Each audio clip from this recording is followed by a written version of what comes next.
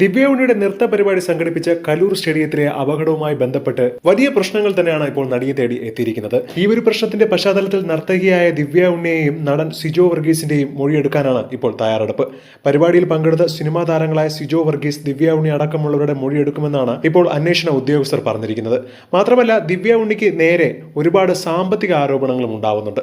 കാരണം മറ്റൊന്നുമല്ല, 12,000 കുട്ടികളിൽ നിന്ന് 3,000 4,000 ഒക്കെ പിരിക്കുമ്പോൾ ഏകദേശം 4 കോടി രൂപയ്ക്ക് മുകളിൽ വരുന്നു കണക്കെടുപ്പ് നോക്കുമ്പോൾ. ഈ സംഘാടകരുമായി ദിവ്യ ഉണ്ണിക്ക് എങ്ങനെയാണ് പരിചയം, എങ്ങനെയാണ് ഇവർ തമ്മിൽ പരിചയപ്പെടുന്നത് എന്നുള്ള കാര്യങ്ങളെല്ലാം അന്വേഷിക്കും എന്നാണ് വിവരം. ഇതുകൂടാതെ നൃത്ത പരിപാടിക്കിടെ ഇത്രയുമധികം തുകയൊക്കെ വാങ്ങിച്ചതിനു ശേഷവും ഉമാ തോമസ് MLA വീണ് പരിക്കേറ്റ സംഭവത്തിൽ വേദിയിലെ സുരക്ഷാ വീഴ്ചയെക്കുറിച്ച് കൂടുതൽ വിവരങ്ങൾ ഇപ്പോൾ പുറത്തു വന്നിരിക്കുകയാണ്.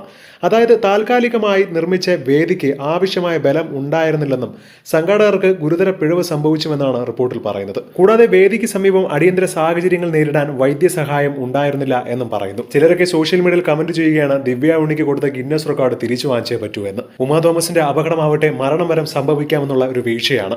ഏകദേശം 18 അടി ഉയരമുള്ള ഉദ്ഘാടന വേദിയിൽ നിന്നുമാണ് ഉമാ തോമസ് MLA വീഴുന്നിരിക്കുന്നത്. എന്താണ് ഈ ഒരു വിഷയത്തെക്കുറിച്ച് നിങ്ങൾക്ക് പറയാനുള്ളത്? മറക്കാതെ കമന്റ് ചെയ്യുക. ഒപ്പം ഈ ചാനൽ മറക്കാതെ സബ്സ്ക്രൈബ് ചെയ്ത് ലൈക്ക് ചെയ്ത് ഷെയർ ചെയ്യുക.